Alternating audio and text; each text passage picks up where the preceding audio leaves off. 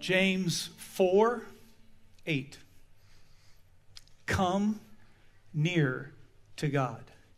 Come near to God. Say it with me. Come near to God. That's the first part of James 4. Where? Verse 8. And the rest of James 4:8, come near to God, is, and he will come near to you. Tonight we're going to talk about what it means when we not only know information about God, but we decide that we are going to, can you say it with me?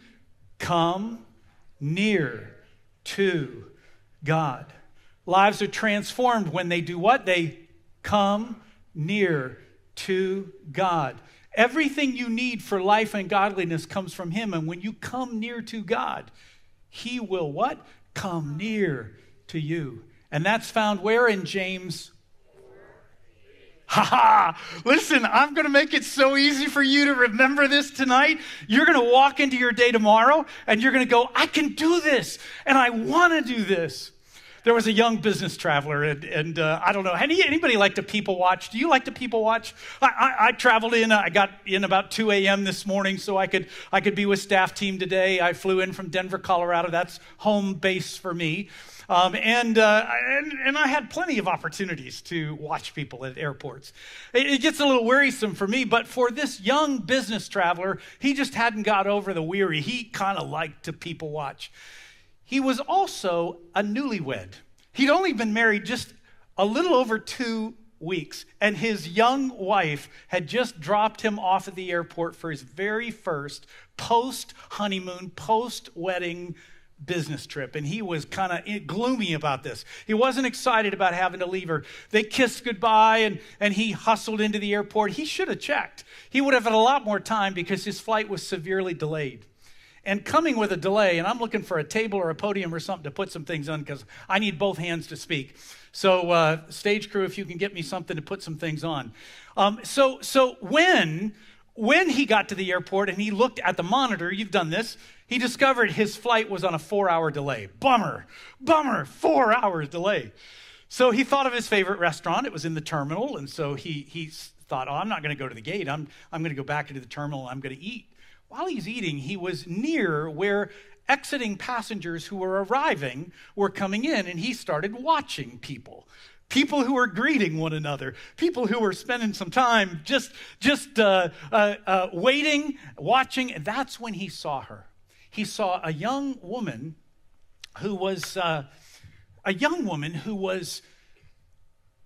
surrounded by 3 little children. One looked like he was about 12, one about 10, and then a little girl she was holding in her arms, about 2. The 12-year-old and the 10-year-old were competing to see which of them was going to see Dad coming first. That's what he began to presume because they were waiting and they were eager. And as he was eating his meal, he kept watching this whole thing play out in front of him, not far from where he was seated on the outskirts of this restaurant at the airport terminal, when all of a sudden he heard the 12-year-old say, I see him. And they raced toward and almost crossed that threshold of where TSA has that line drawn. And as they were getting there, they stopped short and Dad crossed over. And that's when the 12-year-old, Dad put his hand out, put his bag down, and the 12-year-old just clobbered his dad with a big old hug and said, Dad, we've been waiting for you to come. And the 10-year-old didn't want to be left out, and so all of a sudden he's in this little bear hug opportunity with Dad and 2 boys. But what the young business, newlywed traveler was watching was the young wife holding the 2-year-old and trying to keep her composed and under control because she looked like she was going to get there on her own accord. And sure enough, he said just about that time, she placed a foot somewhere on the chest rib cage where she had just enough lunge power to lunge out of Mom's arm midair. And as she's midair, he looked and yelled, and this young father reached out, pushed the boys aside, grabbed her, and as he caught her, he pulled her into himself, and he began to smother her with little kisses, smothering her. And eventually, she just laid her head right on his shoulder. He said, Daddy loves you. Daddy loves you. He said, this little girl looked like she was home. But the young newlywed looked over at the woman who was not a part of the action. Thought, she's being left out here. What's the deal? When all of a sudden, he saw her in the distance, and this business returning traveler took his daughter, placed her in the hands of his capable 12-year-old and said, "Son, I know you got this." Placed her there, and then he turned to his wife who'd been waiting, reached out his hands, pulled her in, and this young business traveler watching this whole thing said, "That's when it all began." He looked at her and said, "Honey, I've saved the best for last." And then he began to give her the most passionate kiss that this young newlywed business traveler had ever seen in public, so much so that he looked down because it was getting a little embarrassing. And as he looked down and he waited a little while, he looked up when he knew it was about finished, and no, it's still going on. Oh my word, it's still going on. And he said he looked down for plenty of seconds when finally he was pretty sure it was over, and no, it's still going on. And then it was wrapping up. And he said, out of my mouth came, "Whoa." And he said, that's when I realized I was sitting too close to where they were at. And they turned and looked at me, and now I was outed. He said, I'm sorry I couldn't help but notice, man. That was a lot of passion. Like, I'm just newly married, like just a little over 2 weeks ago. Like, can I ask you a couple questions? Like, how long you been married? Well, we've known each other 14 years. We've been married 12 and a half, almost 13 years. Huh. Well, that was a lot of years to this young newlywed. And that was a lot of passion. So he asked a second follow-up question. He said, "So, sir, can I ask, like, how long have you been gone?" They all looked together at the young, curious newlywed, and he said, 2 whole days. When he said days, this young kid who was observing this passionate marital love, this family koinonia, he said, "Man, I just got married 2.5 weeks ago. I hope I'm that in love after 14 years. The older business traveler looked at the young man and said, "Son,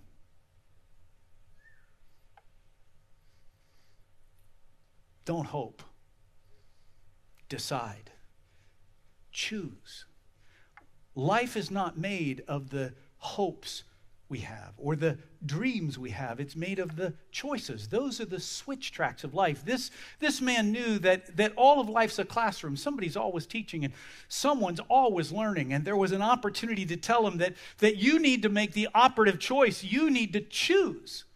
Now tonight, if you're going to come near to God, you want to first understand that this first finger, like if you're at a ball game and people are walking out of the ball game and they're going like this, what are they saying? We're number what? Yeah, we're number 1. So you want to choose to engage Jesus as your number 1 love. I told some ladies who were helping to set up our resource table back here that's available for you. And I said, I wish my wife could be here, but she's not quite retired yet from teaching. And if she was here, you would actually, you'd tell me she's the better half, because she is. She just is. But if you were to also get close enough to her to ask her a few questions about us, and you asked her, well, who is Dwight in your life? She would tell you, well, he is my number 1 second love. And you might go, well, then who's her number 1 love? In our very first year of marriage, we made a decision to choose to engage Jesus as our number 1 love, because listen, he's my number 1 love. And I'm a better husband because of it, because I run out eventually. You run out eventually of what your kids need or your spouse needs or your friend needs or anybody in your world needs. But when he's your source, you have what you need. When he's your number 1 love. But you have got to choose to engage Jesus. What do I mean engage? Well, did you know that wasn't an English word until 1946? Did you know that we didn't have a word like that? If you ask old timers, like, well, then if you didn't get engaged, like because we all know when you get engaged, what you're saying is, I commit. We're locked for life. We're gonna come together. I'm committed. Well, what did they say? And if you ask old timers, they'll tell you, well, we just said we're gonna get hitched. But we'd never heard of that word until World War II. And during World War II, that was when everybody was trying to figure out what was going on with the French people. The French people had decided that they were going to revolt. They were going to determine something called the French Revolution. And the revolution was going to be led by unlikely candidates for high impact. There were going to be writers and artists, and there were going to be little old ladies that were going to carry black purses with things in them, and there were going to be little kids on bicycles. But these were people who decided and chosen that they were going to commit. They were going to, the French word was engage. They were going to engage the mission. They were going to engage the enemy. They were going to engage the thing that needed accomplished. And when you choose to engage Jesus as your number one love, what you're saying is, I'm committed. When he says in Jeremiah 30, verse 21, who is he? Who is she? Who is that one who will commit themselves to come close to me? Jeremiah 30, verse 21. And when you choose to engage Jesus, you're choosing what we challenged our own children. My son, when he was born, he was, I don't know, he was crazy about his dad. And it just seemed like every time I left for a trip, he'd just have a meltdown. We started trying to figure out, do we tell him when it's time for dad to make another trip? But I remember on one occasion I'd come home and I'd gone upstairs to unpack my suitcase, and I was in the closet putting some things away, and all of a sudden I could hear my son, his steps just coming up. He could hardly wait to get up the steps. He comes barreling in the closet. He said, Dad, you're home. I said, yeah, I'm home. He said, Dad, now everything's better. And I said, well, I'm sure not everything's better, but I'm glad I'm home. He said, Dad, no, it's always better when you're here. And then he went to turn and leave, and then he said, Dad, I'm trying to love God more than I love you. And I said, well, son, that's good, because that's the goal. The goal is to choose to engage him more than you even engage me, because I'll not always be able to be there for you. But he will. He promises he'll never leave you. Come near to God and he will come near to you, son. That is absolutely the goal. And as a parent, there's nothing I want you to understand and get more than when you come near to God and he comes near to you. There's nowhere on the planet that you can be that he will not be with you. At age 17, I'm walking out of his bedroom and he said, Dad, before you turn out the light, I just want you to know I got my own relationship with God, Dad. And it's tight. It's good. Man, Dad. Well, that was a good thing, because a whole lot of tough came at him. He went into the Marines, and he was facing all kinds of things, not just from what you face as a Marine, but what he was facing in life. And I remember other guys saying to me, how is he standing strong? And I said, well, because he made the most important decision of all. He chose to engage Jesus as his number one love. Listen, full heads, busy hands, empty hearts. Those aren't the lives that are going to be world changing. Need a little help here. Where are you? Thank you. So I'm going to take you through a day in the life of Dwight. I'm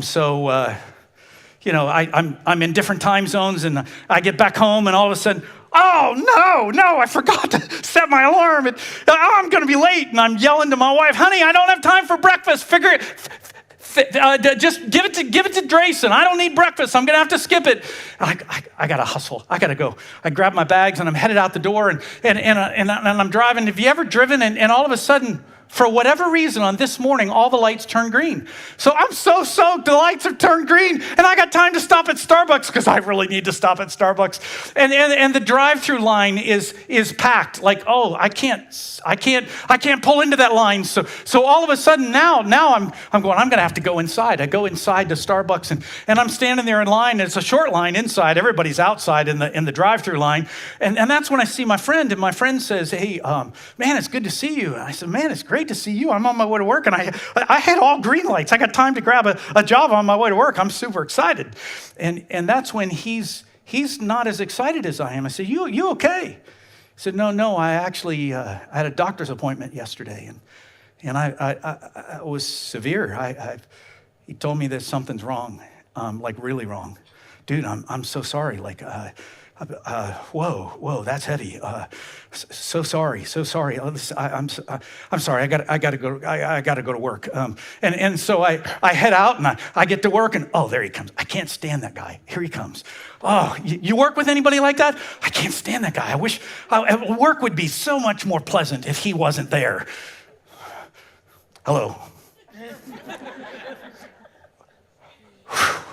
Back at my desk when I keep watching because I got a lunch appointment. I can't wait to get with my lunch friends. And all of a sudden, I'm over here and we're having lunch, and we're having such a great time having lunch. I've been waiting to see you guys all day because it's lunchtime, and we're sharing stories. And when all of a sudden one of you says that there's not going to be enough money to pay bills, and I'm going, whoa, I've faced stuff like that. I'm so sorry.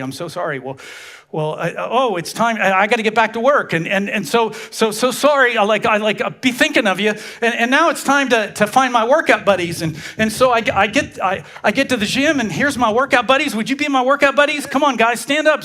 We're going to go to the gym, and so we're going to the gym, and we're working out. When come on, buddies, come on, we're working out, and we're pushing weights, and one of my buddies says that we're having trouble at home with things, and I'm going, whoa, I remember when I was having trouble. That's hard stuff, man. That's harder than this stuff. Whoa, I'm so sorry. Well, man, I'll be thinking of you. I'm so sorry.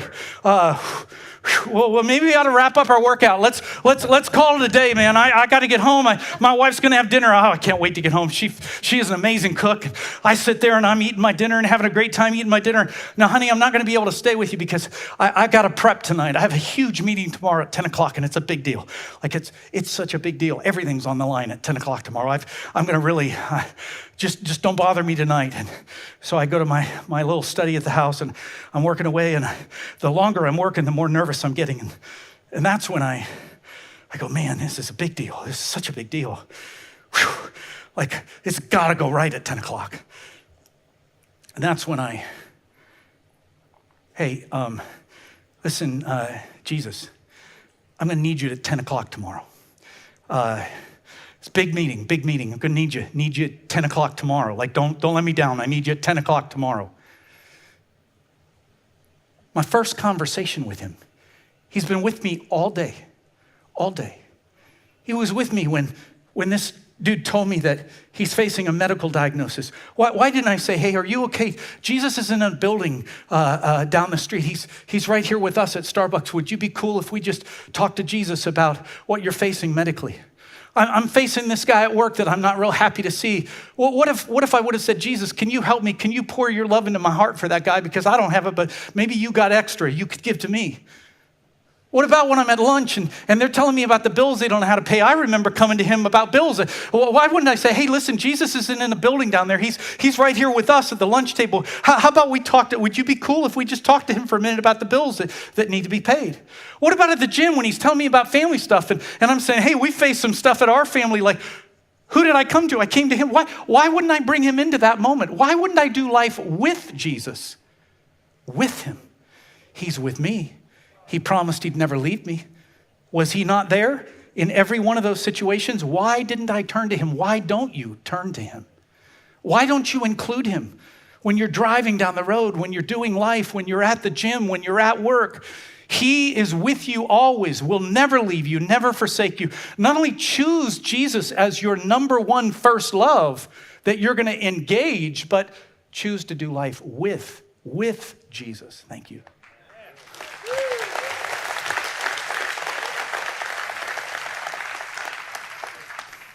When you choose to do life with Jesus, let me tell you what happens with this. Others will be affected. When you choose to engage Jesus and you choose to do life with Jesus, others will be affected.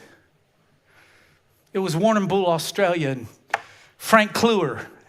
Actually, guys, getting up, because he's got do you ever make a list? All kinds of things he's got to try to get done today. He walked out the door, and that's when he realized, whoa, it's a brisk morning out there. I'm underdressed. And he went back in, and he got a wool sweater, and he pulled the wool sweater on, and he walked outside, and he almost got to his car when he realized, man, the wind is blowing so crazy. I need to get a windbreaker. So he went back in, got his windbreaker, and pulled it on over his wool sweater, never thinking about this nylon jacket and this wool sweater rubbing up against each other as he began making his way into his morning errands that he needed to run. As Frank Kluwer, true story, as Frank Kluwer is making his way through all these errands, he has one more late morning before a lunch appointment, one more late morning appointment at a bank building. And as he got out of the car and he walked into the bank, people who were interviewed later by the API Wire and lots of other news agencies, they reported that they heard like a snap or a crackle or a pop type sound in the bank building. Frank actually said that he heard it. He didn't realize it was coming from him. As he was walking into the bank building, he did his business. As he was walking out, what he didn't realize, but others saw, was where his feet had been, the carpet was smoldering and melting. And in fact, one looked down to look at it, and it burst into flames. And they screamed, call 911, and they called 911. And as fire trucks were arriving toward the bank building from just 5 minutes away, Frank had been counting his money outside his car, and then he went to get in the car, but as he went to move his foot across the plastic mat, the mat was melting under his foot, and it freaked him out. He jumped out of the car, thought there was something wrong with his car, and he yelled for a fireman he saw going in that bank building he'd just come out of, and said, there's something wrong with my car over here.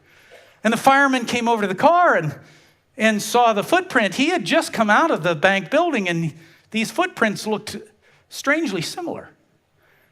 He ran over to the fire truck and got a static field electricity meter and brought it over and held it up to Frank. And what he discovered was Frank was housing 40,000 volts of static electricity. The friction between that nylon jacket and that sweater. When they got the nylon jacket off from him, they said they hung it in the fire yard that night, and it was snap, crackling, and popping all night long. Now you're thinking to yourself, how could anyone walk around and be completely oblivious to the fact that they're carrying 40,000 volts of static electricity, right? You thinking that? Well, let me ask you, when you're doing life with Jesus, how do you do that? How do you walk around not realizing there's 40,000 volts of love and grace and power in the presence of the living, resurrected Christ that others are going to be affected by? Frank didn't know that he was affecting through what he was housing in static electricity. You need to understand that the gospel is set up this way.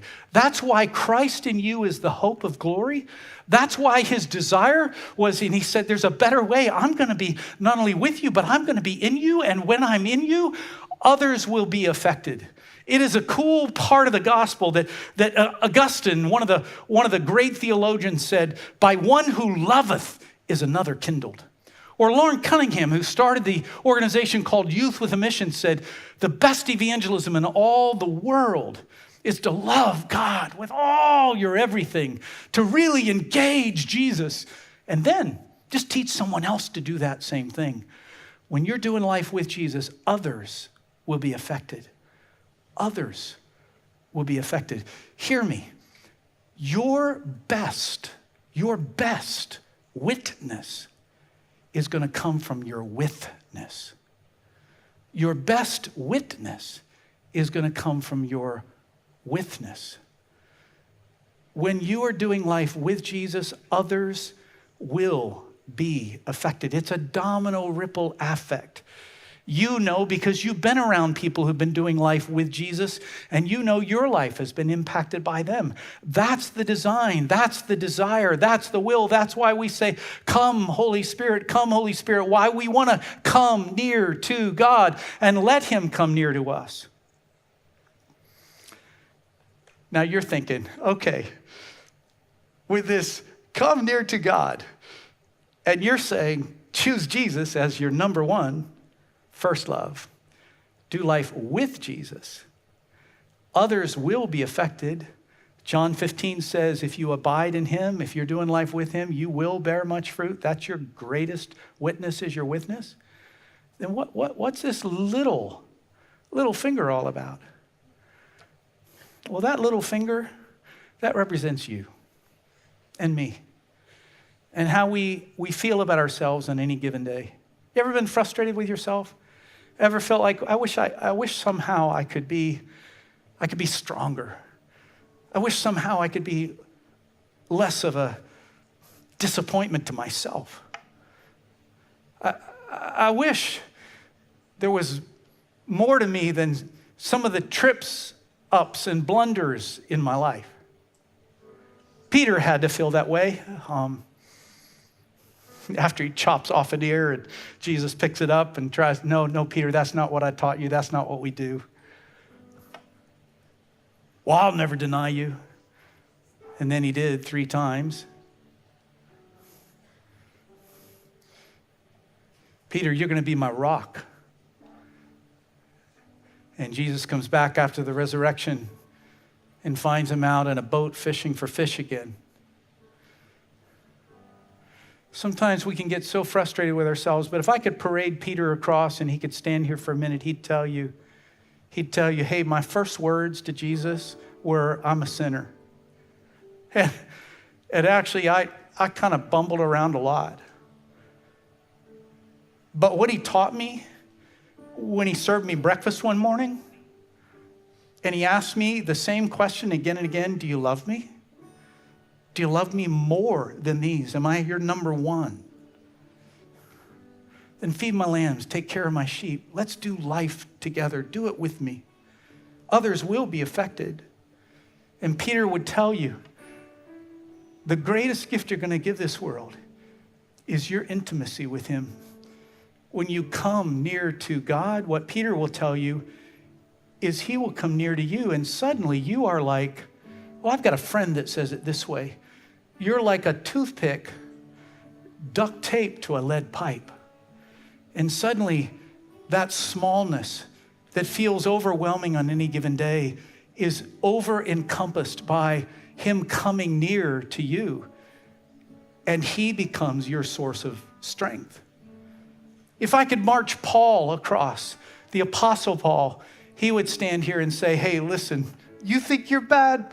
Let me tell you what kind of rascal I am. If there was a club for sinners, the Apostle Paul would say that I'd be the president of the club. And if there was a tribe of sinners who were just messing up, I'd be the chief of the tribe. The things I don't want to do, I seem to do. But thanks be to God, his love keeps compelling me. And I keep coming near to him, and he keeps coming near to me, and the output of my life is his strength is made perfect in my weakness. I'm the toothpick, duct taped to the lead pipe.